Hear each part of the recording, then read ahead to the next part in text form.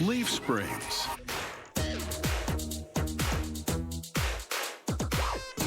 lavender essential oil, and rivets and rivet tools.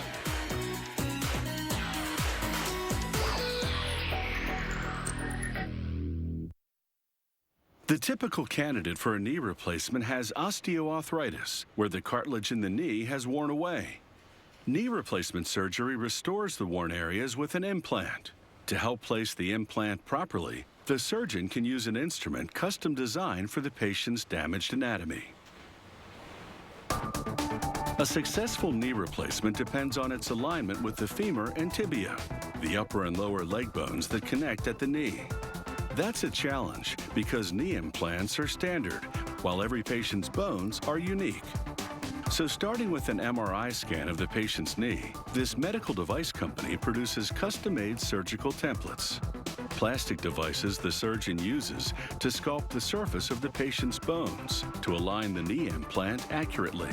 The surgeon no longer has to visually calculate the bone cuts on the spot in the operating room, which takes more time and is more invasive. An engineer uses the MRI scan to create 3D models of the patient's femur and tibia. The patient's cartilage has worn out in between these bones, causing painful rubbing that erodes the bone surface. The implant effectively replaces the damaged bone and cartilage. Once each bone model is ready, another engineer applies a 3D model of the correct size implant. Then, following directions the surgeon has provided, performs virtual surgery on the bone model. This will properly align the implant to the patient's specific anatomy and fit it to the angle at which that particular knee moves. During this surgery simulation, the computer records every bone cut. The surgeon reviews and approves this surgical plan only once before manufacturing begins. The computer, which recorded the bone cuts, guides a 3D printer to produce plastic templates for both the femur and tibia. The surgeon will use these to repeat the exact same cuts in real life. The 3D printer applies a layer of powdered plastic. Then, following the computer model, solidifies select areas with a laser. This process keeps repeating, building up the shape of these surgical templates layer by layer. One printer run produces personalized templates for up to 50 patients at a time. So the laser inscribes the patient's name and identification code on each part. Once the printing's done, it's just a matter of breaking up the unsolidified powdered plastic.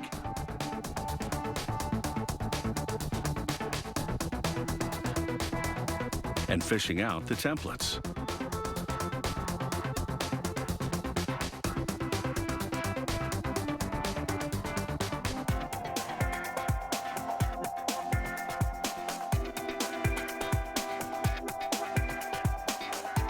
They brush off the bulk of the remaining powder. The posts on the bottom are the points at which pins affix the template to the bone during surgery. Next, the templates go into a tumbler containing plastic balls and air jets.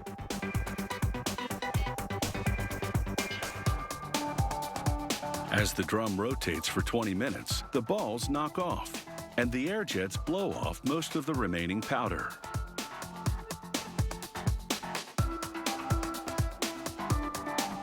The templates exit the tumbler 90% clean. They go through 2 wash cycles to remove the last remnants of powder. Before packaging, they'll be sterilized. But first, every template must pass a quality control inspection. Using a laser, a technician scans it to make sure the manufacturing process produced an exact match to the patient's bone.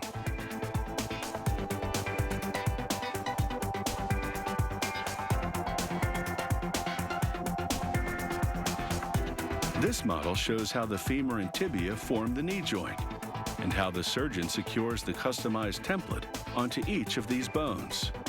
Thanks to these devices, the surgeon doesn't have to figure out the bone cuts on the fly in the operating room. They're all pre-calculated by the computer model. This method eliminates several steps required in standard surgery. The The operation takes less time and requires half as many instruments to set up and clean up. And because the surgeon no longer has to drill a hole in the bone to check the knee implant's alignment, the patient experiences less pain and bleeding, and a smaller chance of developing complications.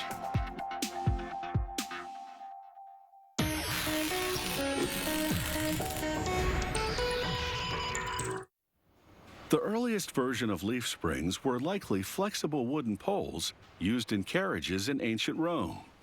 In the early 19th century, metal leaf springs were developed. Today, the journey continues, and it's fairly smooth, thanks to these suspension springs.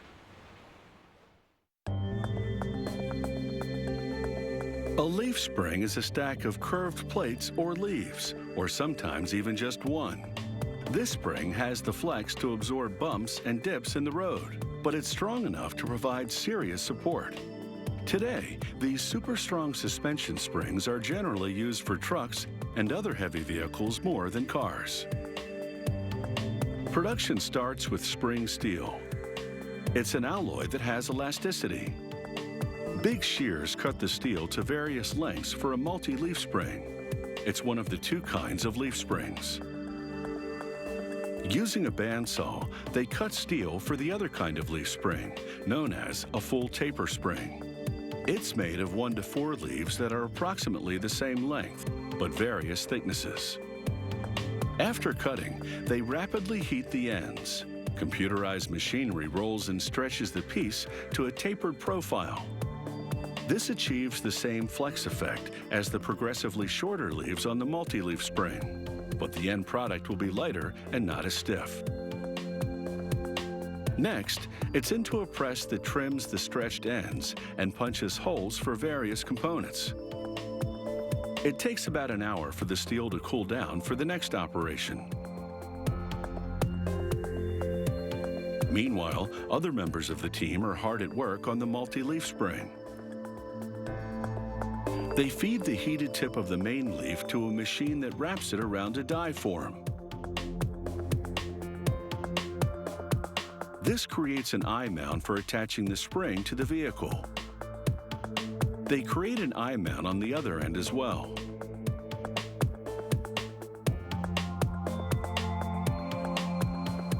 Next, they curl the ends of a slightly longer steel bar into a loose C shape. This piece will serve as an outer protective wrap for the main leaf and protect the eye mounts. Back to the taper spring, hydraulic machinery bends it to the final Z shape, so it will fit around a vehicle axle. They soak both the taper and multi-leaf springs in oil and temper them in a furnace to strengthen the steel. Then it's time for a process known as peening. Machinery clamps the steel leaf onto a carriage, which takes it through a chamber for blasting with tiny steel pellets. The blasting changes the surface tension, further strengthening the metal. A worker now assembles the multi-leaf spring. He inserts a pin through the center of the main leaf and wrap to align them. Each of the next leaves is shorter than the last. They're known as graduated leaves. It's a design that will make the spring more flexible.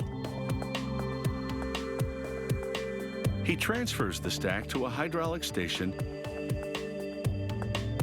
and inserts a different pin for more precise alignment. He activates the hydraulic mechanism and it squeezes the leaves together.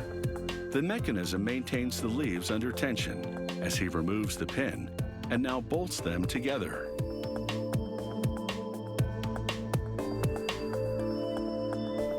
He pounds clips installed at specific locations on the spring to close them around the leaves. The clips tighten the stack all the way across and will stop the leaves from twisting or turning. Next, another hydraulic device applies pressure, this time to simulate the load the spring will carry. This sets the spring to a specific height and compresses it to stiffen the overall performance. The worker measures the spring to confirm that it meets the specifications. The assembled leaf springs now take a quick dip in a tank of black paint.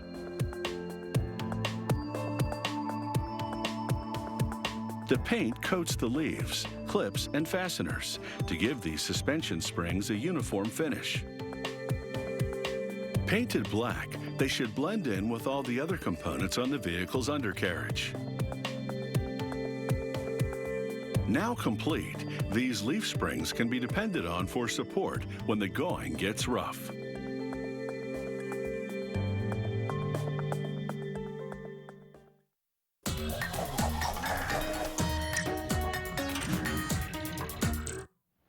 Lavandula angustifolia might sound like a name of an ancient Roman emperor, but it's actually the scientific name for the lavender plant. The leaves and striking blue petals of this aromatic flowering shrub are used to make lavender essential oil, an ingredient in many health and beauty products. Lavender essential oil has antiviral, antibacterial, and anti-inflammatory properties. No wonder it's long been a natural remedy for many ailments.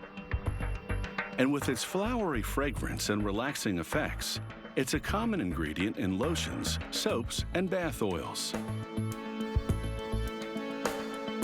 Lavender is a perennial plant that begins flowering in its second year. Harvest time at this Canadian farm is in July, at the peak of the first bloom. There's a second bloom afterward, but not significant enough to warrant another harvest. Weeds like to grow at the base of lavender plants, siphoning off water and important soil nutrients. So between May and September, killing those weeds is a vital daily ritual. The weeding machine lifts the lavender stems out of the way, then blasts the weeds around the base with hot steam.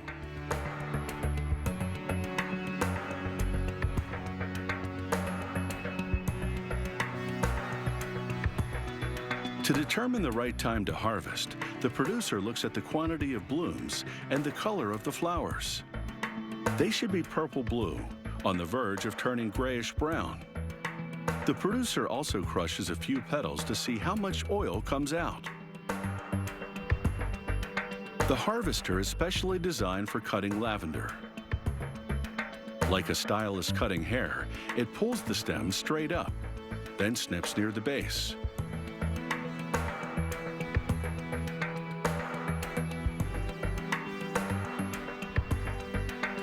The cut stems, about 15 inches long, fall onto a conveyor belt, which moves them into a tray. From there, workers manually transfer the lavender to the harvester's trailer. When the trailer is full, the harvester delivers its load to the on-site distillery. Workers load the lavender into a still, a large stainless steel vessel typically used to produce alcoholic spirits. They compact as much lavender as possible into the still to prevent the formation of air pockets.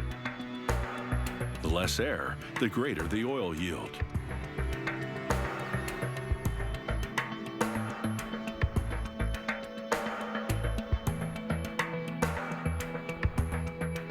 Once the still is stuffed to compacted capacity, they close it tightly and start up an oil-fired boiler. The boiler heats water into steam, which they then inject into the bottom of the still at very low pressure. Over the course of about 15 minutes, the steam slowly rises to the top of the still, heating the lavender along the way. They continue the steam for another half hour or so. This bursts the glands located primarily in the petals, releasing the oil.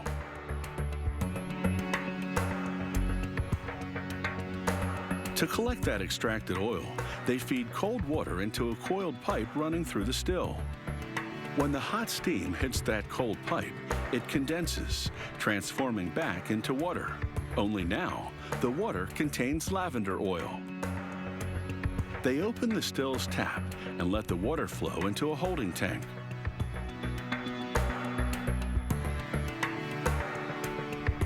On average, the proportions are 1 part lavender oil to 40 parts water.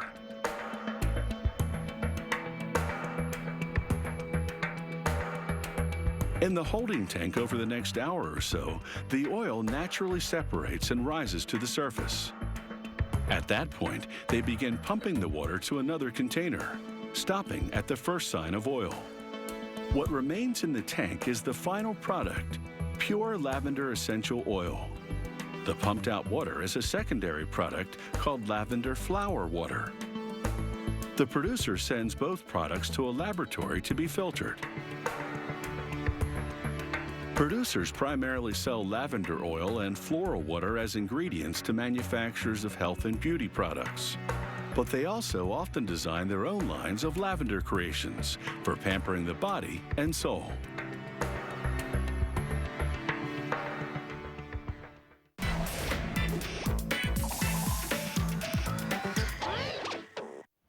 Rivets hold a lot of things together. Products fabricated with rivets include aircraft, cars, computers, and household appliances. Installed with the rivet tool, these fasteners create strong and permanent joints. Without rivets, a lot of things might fall apart. Whether the job is large or small, chances are there's a rivet for it. And using a special rivet tool, it's possible to form strong attachments quickly and easily. The two together make a perfect match. The rivet tool starts with a precast aluminum handle. A technician inserts a steel sleeve. It will serve as a chamber for hydraulic fluid. The spring for the tool's trigger is next. She screws an aluminum plate to the base to enclose the two parts in the handle. This is the pulling head assembly. It has tiny jaws to grab the rivet stem. She lubricates it and presses it into the main bore of the rivet tool. She installs a fill screw in the top of the handle casting for top-offs of hydraulic fluid during servicing. But the initial supply of hydraulic fluid is added through the steel sleeve at the bottom. She inserts an air piston assembly into the fluid-filled chamber. She threads a screw into the nose of the rivet tool. This keeps the internal workings in the correct position for the next step. She places the base of the tool into an air chamber, then hooks up an air hose and secures it with steel clamps. She plugs the tool into an air supply and pulls the trigger. The air puts pressure on the hydraulic fluid inside to activate the riveting mechanism. And now the test. She places a rivet in the nose of the tool, then inserts the other end of the rivet into a hole on the test plate and presses the trigger. The tool efficiently installs the rivet in the hole. It's time to stock up on rivets. They make them from round wire. A machine cuts the wire to length and then punches it into a die twice to form a rivet stem blank. Here's the cutting and forming action in slow motion.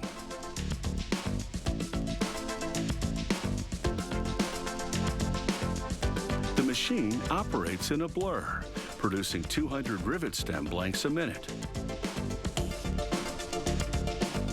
The stem blanks move between serrated rolling dies. The dies form grooves to allow the stem to be gripped by a rivet tool.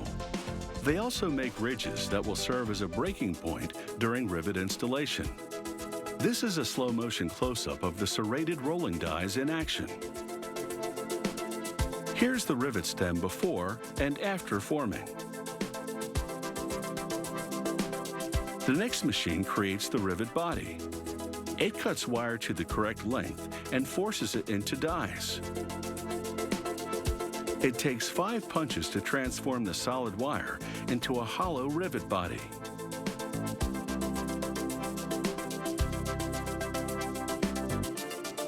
These machines can produce up to 300 parts a minute.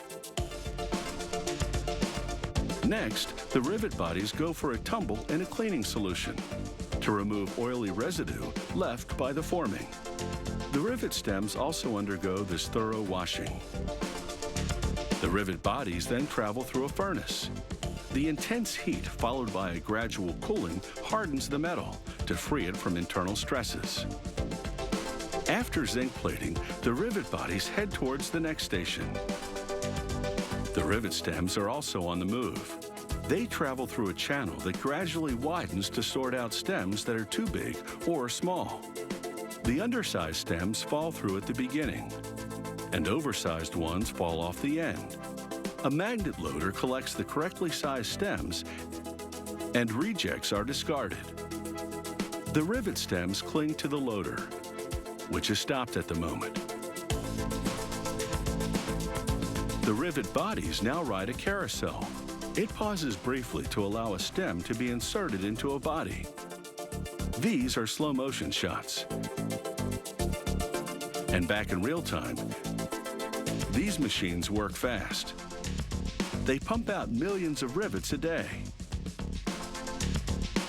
The rivets are now ready to leave this factory for another, where they could be used to make almost anything.